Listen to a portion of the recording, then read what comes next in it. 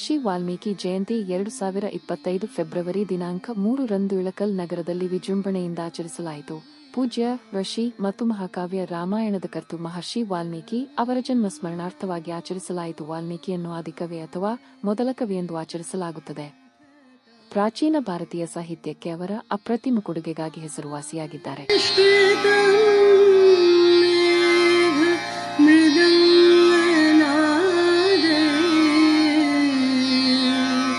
वनेषु सङ्गीतमेव प्रवृत्तम् क्वचित् प्रनृत्तैः क्वचिदुन्नदद्भिः क्वचित्